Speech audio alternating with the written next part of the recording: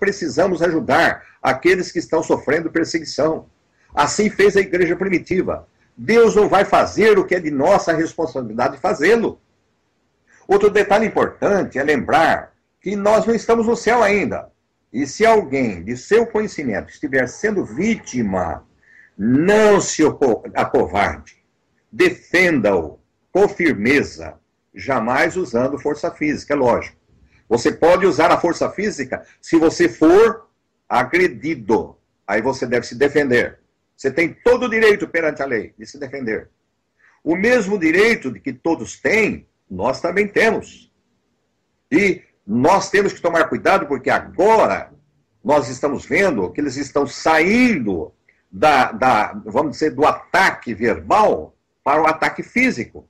Como nós vimos agora, presentemente, o caso da Marcha das Vadias, no Rio de Janeiro, em que invadiram uma igreja católica, em que queriam depredar a toda a igreja. A lei existe para ser cumprida, independentemente de sexo. Se preciso for, conte com a ajuda de um advogado, mas lembre-se também de que você tem direitos como cidadão brasileiro e deve usar os recursos que estão a seu favor para defendê-lo desta corja de indivíduos de má índole. Os ativistas homossexuais estão enquadrados nestas palavras que eu disse. Amar o inimigo não significa você deixar para lá a sua defesa judicial e ser processado e preso e depois sua família passar por necessidade. Haja com firmeza. Entre na internet, no MPF, Ministério Público Federal. Contacte-nos através do nosso e-mail, que você, entrando no blog, você tem o nosso e-mail, e peça ajuda. Nós podemos ajudá-la a fazer uma denúncia contra quem está te perseguindo, contra esses covardes que querem destruir lares de pessoas de boa índole, como são os lares cristãos. A Bíblia é contra os que ficam calados, isso sim, vendo uma iniquidade prosperar ou alguém tendo sua dignidade atingida. Veja o exemplo de Esther 4 verso 14. Diz assim: porque se de todo calares neste tempo, isso daqui está sendo dito por um judeu a Esther. Porque se de todo te calares neste tempo, socorro e livramento de outra parte sairá para os judeus. Deus não vai deixar os judeus e nem os cristãos desamparados. A Bíblia diz: mas tu e a tua casa e a casa de teus pais perecereis. E quem sabe se para tal tempo como este chegaste a este reino? Será que não é tempo do evangélico, do cristão, católico, espírita, que está tendo a sua liberdade tolhida, abrir a sua boca porque tem liberdade diante da Constituição de se expressar na internet, de se expressar através dos e-mails, de apoiar instituições como a nossa e outras? Tenho me apercebido que, infelizmente, muitos pastores nada fizeram e nada fazem pelo pastor Silas Malafaia, por exemplo, que tem sofrido demasiadamente com processos e acusações falsas.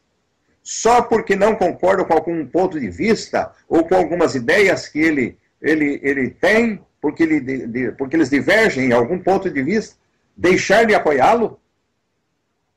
Que covardia, amados! Jamais! Este homem tem feito um trabalho, desculpe, ele tem seus defeitos, eu também tenho, e todos têm seus defeitos. Como pastor, eu não sou perfeito, perfeito é Jesus. Agora nós caminhamos para a perfeição, nós buscamos a perfeição, nós queremos a perfeição, não queremos errar, nós queremos fazer as coisas certas. Um dia, lembre-se, será você que vai precisar de ajuda. E aí você verá o quanto devemos olhar mais as qualidades das pessoas do que os seus defeitos. Sabe, eu quero deixar aqui um conselho para pastores e líderes. Os defeitos, os problemas que você vê na vida do pastor Silas Malafaia ou de outros líderes, passe-os para Deus. Agora, para as pessoas, passe as boas coisas que faz esses líderes. É este o nosso comportamento, segundo a Bíblia, em Mateus 18, versos 15 ao 18, e em Provérbios 6, dos versos 16 ao 19. Pode conferir. Se não fosse a ajuda de corajosos irmãos como esse, a Bíblia Sagrada não teria entrado na Rússia e nos países comunistas e outros que a proibiam. Foi porque o irmão André, da missão Portas Abertas, contou com a ajuda de corajosos irmãos que correram risco, que milhares de Bíblias chegaram às mãos de cristãos que rasgavam as folhas, uma folha da Bíblia e distribuíam algumas páginas para que os cristãos daqueles países pudessem ter acesso à palavra de Deus e pudessem ler a Bíblia. Porque tive fome, disse Jesus, e destes-me de comer. Tive sede, e deste-me de beber. Era estrangeiro, e hospedastes-me. Jesus está falando para aqueles que realmente servem a Deus de coração. Penso que eu devo ter respondido a esta pergunta. Né? Perfeito, alguns pastor. cristãos devem sofrer maltratos, perseguições e preconceitos sem nada fazer? Não. Minha resposta. Perfeito. Pastor, me parece, eu não sou advogado, não estudei direito, parece que tem pelo menos uma coisa bastante estranha com o PLC 122, né, que volta e meia aparece aí de novo nas diversas pautas, né, quer seja como PLC 122 ou desmembrado, né, em diversas partes e compondo algumas vezes também partes de outros projetos de lei. Como o senhor vê uma lei, né, caso isso venha a acontecer, uma lei que não exige a prova do reclamante, melhor dizendo, né, ou dizendo de outra forma, um reclamante chega chega em juízo e diz: eu fui maltratado porque eu sou, neste caso específico, eu sou homossexual. Mas ele não tem que provar que é homossexual. Ou será que tem? Então, o PLC 122, pastor, como o senhor vê esse projeto? Pois não. Eu gostaria de, antes de falar sobre o PLC 122, falar sobre uma estatística que nós fizemos. Ou seja, nós buscamos as informações. Nós tomamos 30 casos de assassinatos ocorridos no Brasil de travestis e para provar que o GGB da Bahia está com a estatística totalmente furada, porque em 2011 eles disseram que haviam sido mortos 260 homossexuais. Ou seja, 3 vezes mais do que eu citei que havia ocorrido em 2007, 2006. Vocês se lembram que há poucos momentos atrás eu citei esse número? Eram 120. E eu disse que iria aumentar. Por quê? Porque ao invés do ativismo homossexual buscar realmente o que eles diziam estar buscando, uma lei para protegê-los, na verdade, por trás existe um interesse na busca de privilégios sobre a população brasileira, sobre 198 milhões de brasileiros, e não direitos, como eles têm dito, nada disso. Se nós pegarmos os 260 versus os 50 mil, 260 por ano, que são mortos, ou discriminados, nem sempre mortos, mas vamos tomar 260 mortos, homossexuais assassinados. No levantamento que nós fizemos, de 30 casos de travestis, foi-se constatado que esses crimes horrendos, olha, crimes terríveis que nós vimos, bárbaros, eles ocorreram de madrugada, em locais perigosos, e infelizmente, ou felizmente, para descarar, ou seja, para mostrar a verdade para os cartolas da homossexualidade no Brasil, da prática homossexual no Brasil, dos 30, 26 foram cometidos por outro colega homossexual, ou por outro ativista homossexual, ou por outro travesti. Ou seja, qualquer pessoa que estiver num local de risco, num local como este, que eles visitam e que eles ficam em pontos localizados em altas horas da madrugada, em busca de clientes, com certeza eles correm um tremendo risco. Qualquer pessoa que for lá. Então, por que aumentou o número 3 vezes? Ou seja, cresceu 300% o número de mortos homossexuais. Nenhum deles foi morto por influência de qualquer cristão, não. Isso já foi buscado. Já é informação real. Nenhum deles foi morto porque qualquer cristão que combate a prática homossexual, porém nós jamais fomos contra o homossexual, a eles nós amamos, e alguns dizem, essa é a mesma palavra de sempre. Não, vá na igreja, você que fala isso, e vá confirmar, antes de abrir a sua boca e falar besteira. Essa é a nossa posição. Não trabalhamos com mentira, trabalhamos com a verdade. Então, nós percebemos que realmente a falha é do próprio segmento ativista homossexual.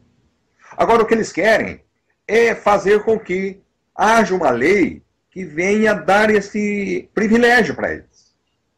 Inicialmente, desde já há 10 anos atrás, está essa PLC 122 aí, que começou com a Yara Bernardes, que, na verdade, essa deputada federal, lá em 2002, provavelmente, ela contou com a ajuda, sabe de quem, para poder fazer a PLC 122?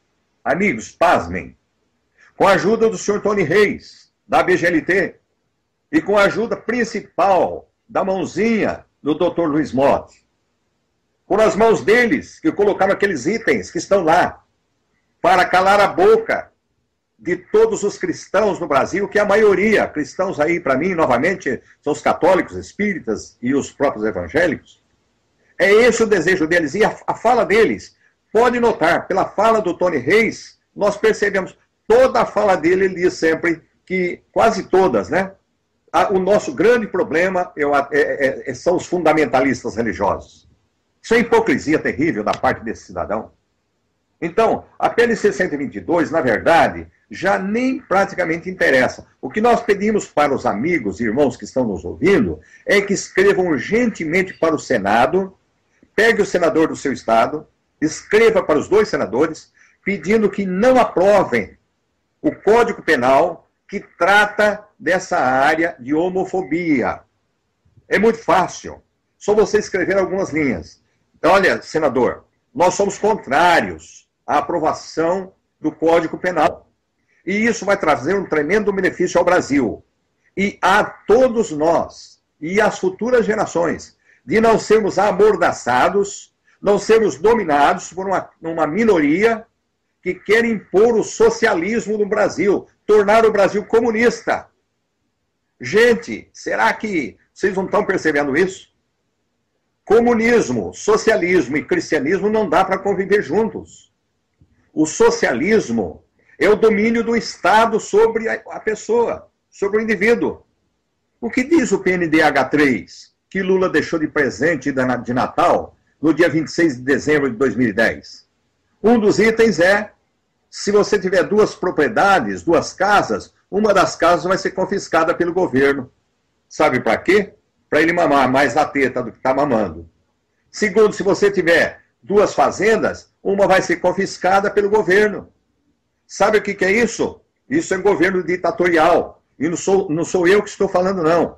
Entre no nosso blog e leia a fala do Dr. Ives Gandra, um jurista que atua há 51 anos na área, que é reconhecido por 33 universidades ao redor do mundo. Minha gente, é hora dos cristãos, em geral, católicos, espíritas e evangélicos, abrirem suas bocas e atuarem para que esta lei, ou seja, para que esse item do Código Penal não venha a ser aprovado, porque se ele for aprovado, não precisa mais PLC 12206. Dona Marta Suplicy está rindo à toa, gente. Porque já a comissão que analisa essas leis já aprovaram parte. Ou seja, o casamento gay já está aprovado pela comissão. Agora, da comissão vai para o Senado. Se o Senado não for influenciado para votar contra, Acabou. Adeus, irmãos.